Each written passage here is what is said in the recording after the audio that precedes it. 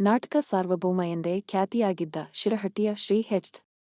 ವೆಂಕೋಬರಾಯರು 20ನೇ ಶತಮಾನದ ಪೂರ್ವಾರ್ಧದಲ್ಲಿ ತಮ್ಮ ಮಾವರಾದ ತಮ್ಮಣ್ಣ ನಾಯಕ ನರಗುಂದೆಯವರ ಸಹಕಾರದಿಂದ 1906ರಲ್ಲಿ ಶ್ರೀ ಲಕ್ಷ್ಮೀ ಪ್ರಸಾದಿತ ನಾಟಕ ಮಂಡಳಿ ಯನ್ನು ಶಿರಹಟ್ಟಿಯಲ್ಲಿ ಸ್ಥಾಪಿಸಿದರು. ಈ ನಾಟಕ ಮಂಡಳಿಯ ಮೊದಲ ಪ್ರದರ್ಶನ ಶಿರಹಟ್ಟಿಯ ಕೋಟೆಯ ಮಧ್ಯಭಾಗದಲ್ಲಿದ್ದ ಶ್ರೀ ಲಕ್ಷ್ಮೀನಾರಾಯಣ ದೇವಸ್ಥಾನದಲ್ಲಿ ನಡೆಯಿತು. ಪದ್ಮಾವತಿ ಪ್ರಣಯ ಎಂಬ ನಾಟಕವನ್ನು ಮೊದಲ ಪ್ರಯೋಗವಾಗಿ ಪ್ರದರ್ಶಿಸಲಾಯಿತು. ಭಗವಂತನ ಆಶೀರ್ವಾದದಿಂದ ಈ ನಾಟಕ ಮಂಡಳಿ ಕ್ರಮೇಣ ಬೆಳೆಯುತ್ತಾ ಕರ್ನಾಟಕದ ಪ್ರಮುಖ ನಾಟಕ ಸಂಘಗಳಲ್ಲೊಂದು ಆಗಿ ಬೆಳೆದಿತು.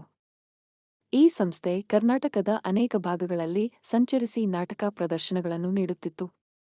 ಇದರ ಕಲಾತ್ಮಕತೆ ಮತ್ತು ಶ್ರೇಷ್ಠತೆಯನ್ನು ಗುರುತಿಸಿ ಅನೇಕ ರಾಜರುಗಳಿಂದ ಪ್ರಶಂಸೆಗಳು ಹಾಗೂ ಪದಕಗಳು ವೆಂಕೋಬರಾಯರಿಗೆ ಲಭಿಸಿವೆ. ಈ ನಾಟಕ ಮಂಡಳಿಯಲ್ಲಿ ಅನೇಕ ಪ್ರತಿಭಾವಂತ ಕಲಾವಿದರು ಸೇವೆ ಸಲ್ಲಿಸಿದ್ದಾರೆ. ಅವರಲ್ಲಿ ವಾಮನ್ ರಾವ್ ಮಾಸ್ಟರ್, ರೊಟ್ಟಿ ಗೋವಿಂದಾಚಾರ್ಯ, ವರವಿ ಚೆನ್ನಯ್ಯ, ಭಾಸ್ಕರ್ ಬಾವು ಬಾಕಳೆ ಮೊದಲಾದವರು ಪ್ರಮುಖರು. ವಿಶೇಷವಾಗಿ ಖ್ಯಾತ ನಟ ಡಾ.